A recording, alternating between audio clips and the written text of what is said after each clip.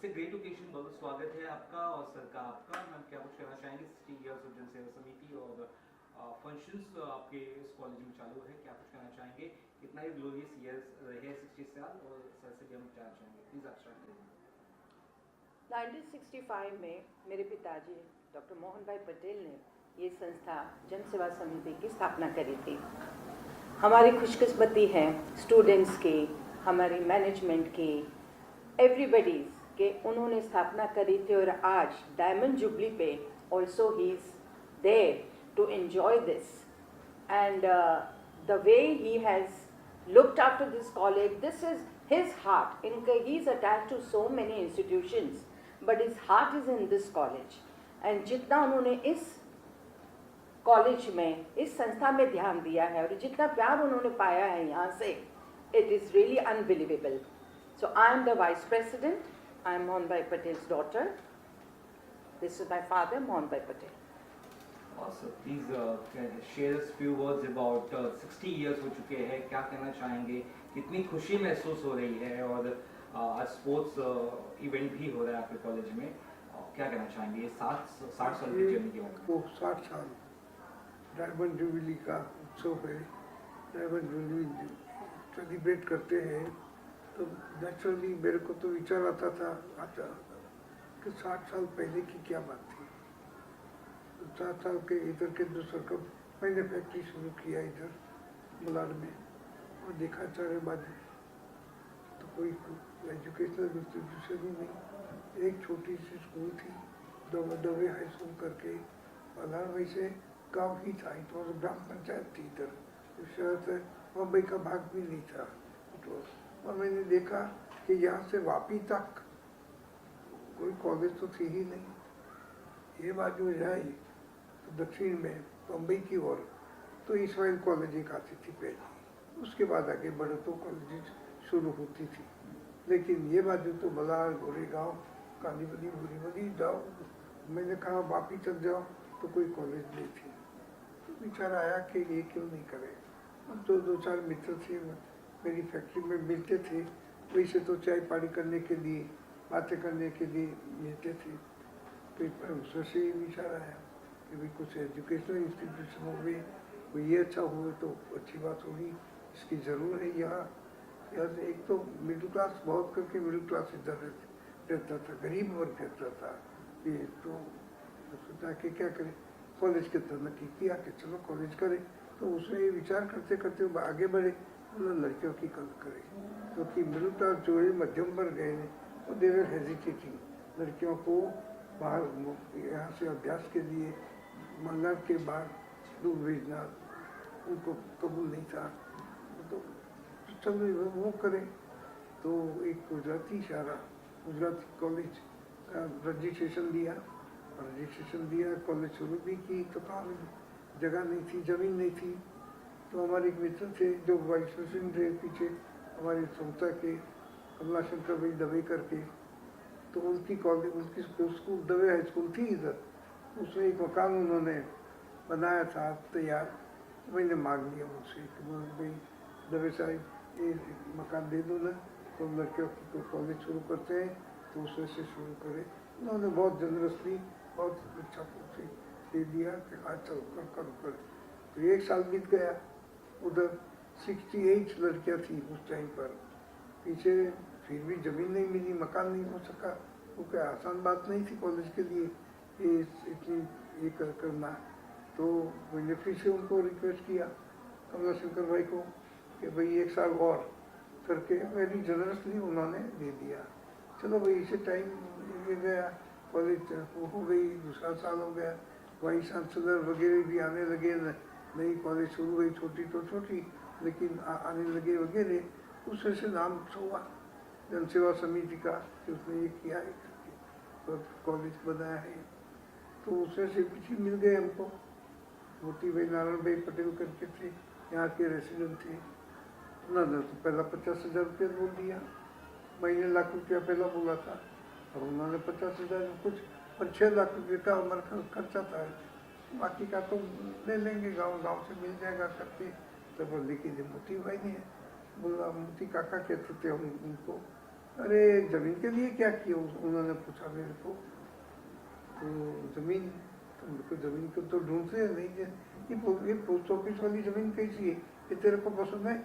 मेरे को बोले, मैं बोला हाँ पसंद है, अच्छी बात है, क्या कर। उनकी ज़मीन ये थी, तो ज़मीन भी मिल गई, पैसे भी मिलने शुरू हो गए, और कॉलेज मकान ये करके कॉलेज शुरू किया। और पीछे तो बढ़ता गया, तो गुजराती माध्यम था, गुजराती माध्यम था तो, लेकिन मारवाड़ी लोग, राजस्थान के लोग, उनके वो भी अपनी लड़कियों को इधर गुजराती माध्यम में भेजना शुरू किया उन लोगों ने। मैं बोला भाई ये तो गुजराती माध्यम है, यहाँ हिंदी माध्यम अभी शुरू नहीं हुआ है।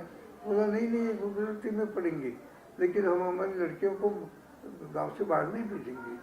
तो राजस्थानी जो लड़कियां थी वो भी इधर दाखिल हुई, तो हमने हिंदी माध्यम भी शुरू कर दिया उनके लिए। गुजराती हुआ, हिंदी हुआ, मराठी तो थे ही, तो मराठी माध्यम किया, और इंग्लिश माध्यम की, तो 4 माध्यम की कॉलेज पूरी हो गई, और बढ़ती गई, एक के बाद दूसरे अच्छे प्रिंसिपल मिलते गए, अच्छे सपोर्ट मिलता गए, अच्छे नागरिक का हमको सपोर्ट मिलता गया। और एक टाइम तो ऐसा कि 9,000 लड़कियाँ एक कॉलेज में, जो एक बिल्कुल शून्य थी, उसमें से 9,000 लड़कियाँ हुई। ये चलता गया, पीछे तो डिपार्टमेंट बढ़ते गए, एफिलिएशन दिया तो SNDT से दिया, क्योंकि it was a women's university. बोला वीमेंस का करना है, तो वीमेंस यूनिवर्सिटी से एफिलिएशन दिया। वो अच्छे वाइस चांसलर भी थे, जिन्होंने सपोर्ट दिया, मदद भी किया। तो ये करके कॉलेज शुरू हुई। ये उसका पाया में थी, यहाँ थी, और ये ज़मीन थी इधर, ये ज़मीन।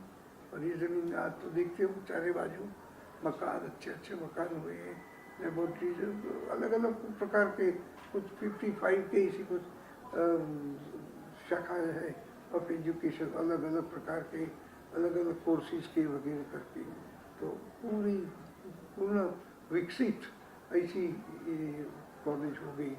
और मैं मेरी जात को नसीब मानता हूँ कि पाया में भी था, और आज उसका जो 60 ईयर्स होते हैं, उसकी डायमंड जुबली होती है, तब भी जिंदा, और तभी तो दोनों को उसका प्रोग्रेस देखने को मिला मेरे को। That is my very good luck. और देखता हूँ अभी जो आए मेरी साथ में दूसरे काम करने वाली, सोशल वर्क प्रिंसिपल अच्छे मिले, ये सब, तो प्रोग्रेस बढ़ता ही जाएगा। पूरा विश्वास है मेरे को, it will go on progress, और अच्छी आएगी। तो अभी तो नए आए हैं काम करने वाले, मेरे सहकारी जो आए हैं वो भी नए आइडियाज लेके आते हैं, और ये काम चल रहा है। मुझे बहुत संतोष है।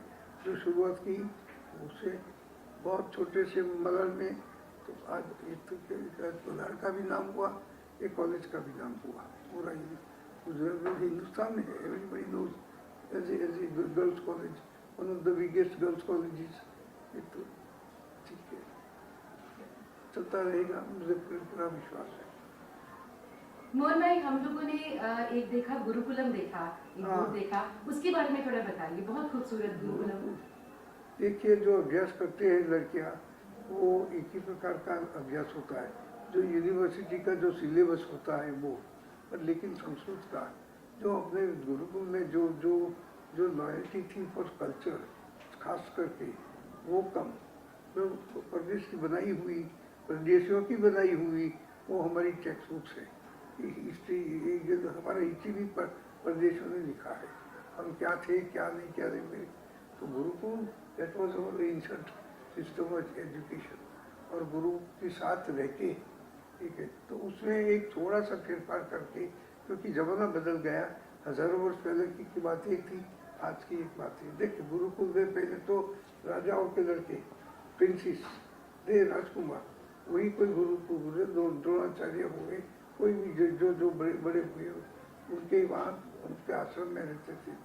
तो थोड़ा फेरफार करना पड़ा कि भाई यहाँ तो लड़कियाँ भी आएगी, तो गुरुकुल है only not for Kumar, not only for boys but also for girls.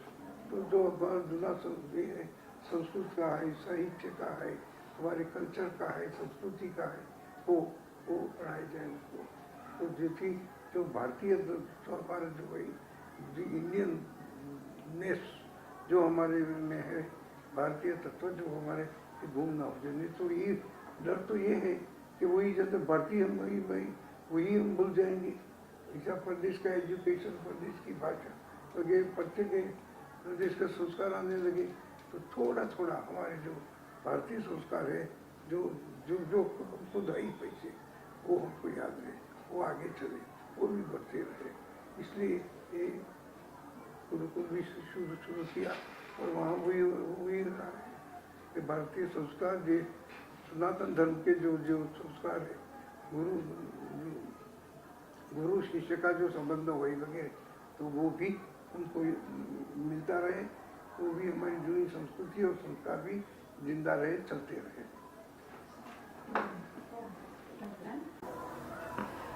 जो कार्यक्रम हमने अपने डायमंड जुबली सेलिब्रेशंस के लिए आयोजित किए बच्चों के लिए, वो बिल्कुल अलग अलग प्रकार के हैं। बहुत सारे डिपार्टमेंट्स ने अलग अलग प्रकार के कार्यक्रम बच्चों को देने की कोशिश की है।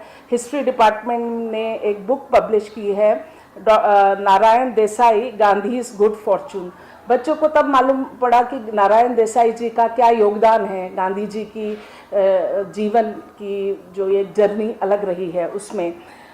इस सब कार्यक्रम में हमारी यूनिवर्सिटी, हमारे जॉइंट डायरेक्टर हायर एजुकेशन और समाज के बड़े बड़े लोगों ने हमारे साथ खड़े रहे हैं। मुझे बहुत गर्व है ये बोलने में कि हमारी vice chancellor madam doctor Ujjwala Chakradeo वो आने वाली हैं कल।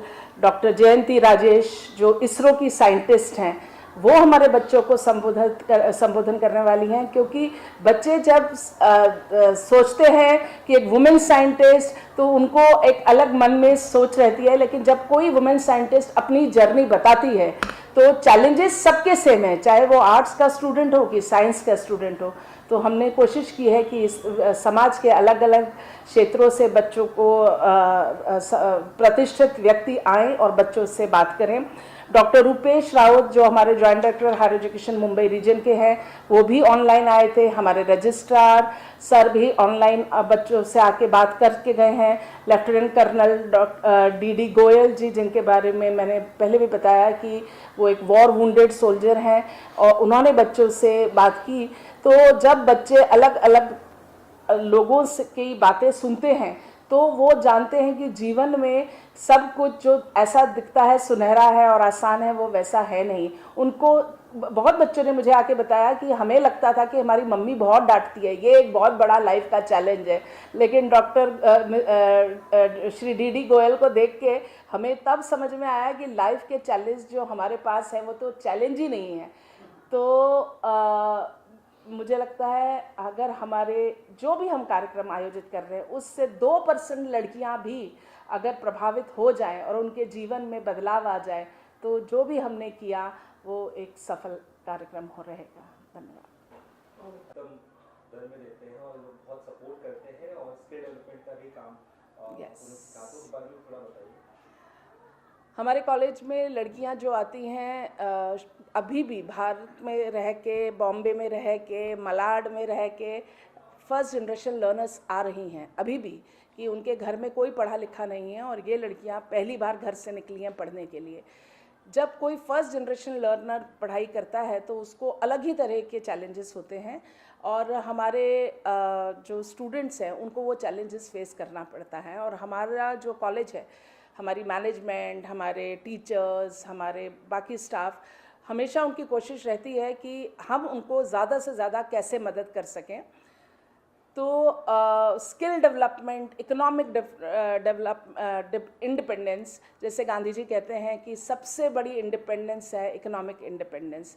तो अगर एक महिला इकोनॉमिकली इंडिपेंडेंट होगी तो वो अपनी ज़िंदगी में कुछ भी कर सकती है। इसीलिए हमारे मैनेजमेंट ने स्किल डेवलपमेंट के बहुत सारे कोर्सेज शुरू किए हुए हैं।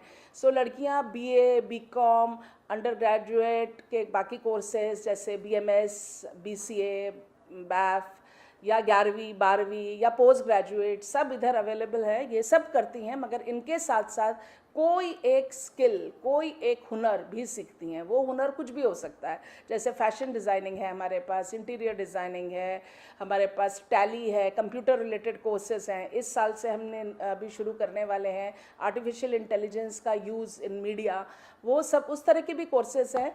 तो ये सब कोर्सेज बच्चों को मदद करते हैं कि वो कैसे अपने आप आत्मनिर्भर हो सकें। छोटी सी बात है, जैसे हमारे यहाँ बेकिंग के कोर्सेज भी चलते हैं, तो लड़कियों को जब वो सिखाए गए तो कोरोना के टाइम पे बहुत सारी लड़कियों ने बिस्किट्स बेच के अपना परिवार को आर्थिक रूप से मदद की है। तो कौन सी स्किल कहाँ काम आ जाएगी हमें मालूम नहीं होता है, लेकिन वो स्किल तो बहुत उनके काम आएगी। मैं ये जानना चाहता हूँ, इस चीज़ के उपलक्ष्य में फेस्टिविटीज़ जो चल रही है, स्पोर्ट्स डे है, क्या कुछ हो रहा है इन 8-10 दिनों में, उस बारे में बताइए। हाँ जी, तो हमारा 9 दिन का हमने कार्यक्रम रखा है। करीब 20 से 25 कार्यक्रम अलग अलग तरह के हो रहे हैं। कुछ बहुत छोटे लेवल पे भी हैं, कुछ बड़े लेवल पे हैं। लेकिन जैसे मैंने बोला, हमारा फोकस जब भी हम कोई कार्यक्रम रखते हैं तो सिर्फ ऐसे कि एक लेक्चर आए और हो गया, ऐसा नहीं रखा है। हमने ऐसा रखा है कि जिससे हम लड़कियों के थॉट प्रोसेस पे थॉट प्रोसेस तक पहुंच पाएँ। जैसे एक कार्यक्रम था लेफ्टिनेंट कर्नल डी गोयल का, जो कि एक वॉर वुंडेड सोल्जर हैं, एंड उनकी जब इंडिया और पाकिस्तान का कुछ लड़ाई हुई थी, उस समय उनका एक पैर चला गया था, लेकिन उसके बाद वो उससे कैसे निकले, उसके बाद वो अभी मैराथन रनर हैं, वो अभी फ्लाइंग करते हैं, वाटर सर्फिंग करते हैं। तो माइंड को अपने हाथ में कैसे कंट्रोल किया जाए, इस बारे में उन्होंने हमारे बच्चों को बताया और बच्चों को गाइड किया। तो ये एक बड़ा प्रोग्राम हुआ। हिस्ट्री में अलग अलग, बिल्कुल अलग अलग तरह के प्रोग्राम, जैसे हिस्ट्री में एक सेमिनार, एक प्रोग्राम हुआ जिसमें नारायण देसाई जो गांधी जी के पर्सनल असिस्टेंट थे, उनके ऊपर एक किताब लिखी गई है। किताब का टाइटल है नारायण देसाई मोहन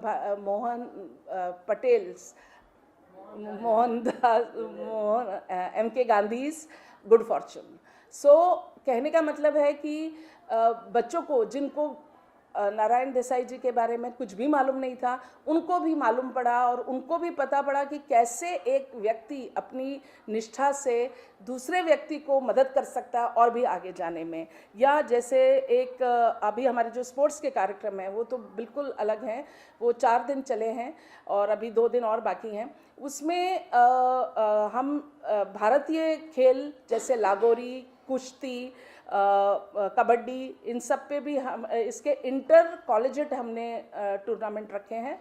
हमारे पास बच्चे सोलापुर से भी आ रहे हैं और ये बॉयज़ और गर्ल्स दोनों के लिए रखे गए हैं, जबकि वैसे तो हमारा गर्ल्स कॉलेज ही है, लेकिन वो भी इसलिए रखे गए हैं ताकि बच्चों को भी मालूम पड़े कि किस तरह से सब के साथ रहा जा सकता है। Then volleyball, box cricket, chess, ये सारे अलग अलग टूर्नामेंट्स हो रहे हैं और बहुत ही अच्छा हमें सहयोग मिला है। करीब 22 कॉलेजेस ने पार्टिसिपेट किया है, जो बॉम्बे के भी हैं, बॉम्बे के बाहर के भी हैं। हमारी जैसे मैं हमेशा बोलती हूँ कि इतना सब किया मगर उसका प्रूफ किया कि वो सक्सेसफुल है जर्नी की नहीं। तो हमें बड़े गर्व से हम बोलते हैं कि हमारी अपनी एक स्टूडेंट है जो इस कॉलेज में पढ़ती थी, आज वो शिवांगी ठाकुर उनका नाम है और वो आज बड़ी मीडिया में बहुत बड़ी जर्नलिस्ट है, वो भी वॉर को कवर करती हैं। तो वो आई थी, उन्होंने हमारे बच्चों को मोटिवेट किया। एक डॉक्टर मनोरंजन शर्मा, वो बोलने वाले हैं विकसित भारत, ड्रीम या रियलिटी। सो जब बच्चे अलग अलग डिपार्टमेंट्स जो प्रोग्राम्स ऑर्गेनाइज करते हैं और अलग अलग तरीके की बातें अलग अलग लोगों को सुनते हैं, तो मैं मानती हूँ वो ही सच्चा डेवलपमेंट है। उसी को हम होलिस्टिक डेवलपमेंट जिसको बोलते हैं वो है, क्योंकि क्लासरूम में एक टीचर्स अच्छा पढ़ाती हैं मगर वो एक ही तरह की उनकी सोच से पढ़ा सकती हैं। जब हम इस तरह के विविध प्रोग्राम अरेंज करते हैं तो बच्चों को बहुत कुछ जानने को मिलता है। एग्जाम्स वगैरह भी बहुत ही करीब है, किस तरह से आप उस सब की प्रिपरेशन करते हैं, उस बारे में थोड़ा सा बताएं। हाँ, 12वीं के एग्ज़ाम्स इधर हैं फरवरी में, और हमारे एग्ज़ाम तो अभी हो के चुके हैं। हम ऑटोनॉमस कॉलेज हैं तो हमने नवंबर में हमारा एग्ज़ाम हो गए हैं। तो डिग्री कॉलेज के एग्ज़ाम्स तो ज़्यादातर ख़त्म ही हो गए, लेकिन हाँ एग्ज़ाम की प्रिपरेशन के लिए बच्चों को समय भी मिलेगा, और इसीलिए हमने ये सारे कार्यक्रम क्रिसमस वेकेशन से पहले रखे। लेकिन मैं ऐसा मानती हूँ कि एग्ज़ाम खाली बुक पढ़ के नहीं पास किया जा सकता। जो मानसिक तौर से अगर आप अपने आप के ऊपर विजय पा गए हैं तो कोई भी एग्ज़ाम से एक दिन पहले भी आप कोई भी प्रोग्राम अटेंड करें, आप कर सकते हैं। क्योंकि ये प्रोग्राम भी तो वैसे ही हैं, जैसे colonel Goyal, lieutenant colonel Goyal, वो तो वही तो बोल रहे हैं कि अपने मन पे विजय कैसे पाएं, फोकस 15 मिनट में आप कितनी चीज़ें कर सकते हैं। तो मुझे लगता है कि ये सब कार्यक्रम हमारे बच्चों को मदद करते हैं जीवन में आगे बढ़ने की, इवन चाहे वो एग्ज़ाम लिखने जैसी बात हो तो भी। जिन बच्चों को स्पेशल लड़कियों को एडमिशन्स लेना है आपके कॉलेज से, जुड़ना है या बहुत ही निम्न वर्ग के है, वो किस तरह जुड़ सकते हैं, उस बारे में आपके बारे में बता सकते हैं? एडमिशन तो जो गवर्नमेंट की प्रक्रिया है ऑनलाइन एडमिशन ही होते हैं। सो एडमिशन्स तो ऑनलाइन ही होते हैं, और हमारे पास बच्चे जो भी गाइडेंस के लिए आते हैं उनका फॉर्म हम भर देते हैं, क्योंकि ज़्यादातर बच्चे जो हमारे पास आते हैं उनके घर में कंप्यूटर की सुविधा नहीं है। बहुत सारे बच्चे जान के आपको आश्चर्य होगा कि आज भी उनके पास स्मार्टफोन्स नहीं हैं, वो पहले वो QWERTY वाला फ़ोन ही यूज़ करती हैं। तो उनसे हम अपेक्षा नहीं रख सकते कि वो खुद भर देंगे फॉर्म, बट वो जब हमारे कॉलेज में आती हैं हम उनको मदद करते हैं और उनका फॉर्म भी हम भरते हैं। तो बाकी तो हमारे यहाँ फ़ीस के लिए बहुत सहूलियत है, इंस्टॉलमेंट में मिलती है। अगर कोई बच्चा स्पेशल चाइल्ड है तो उसको स्कॉलरशिप मैनेजमेंट की तरफ से फ्रीशिप भी मिलता है। तो हमारा मैनेजमेंट का एक मोटो है कि कोई भी लड़की अगर वो फ़ीस नहीं भर सकती, इस बात की वजह से एजुकेशन से वंचित नहीं रहनी चाहिए। उसको पढ़ना के लिए हम कहीं ना कहीं से, और हमें बहुत अच्छे लोग मिलते हैं समाज के जो हमें डोनेशंस देते हैं बच्चों की फ़ीस के लिए भी, अगर कोई ऐसी अड़चन आती है तो। Thank you so much.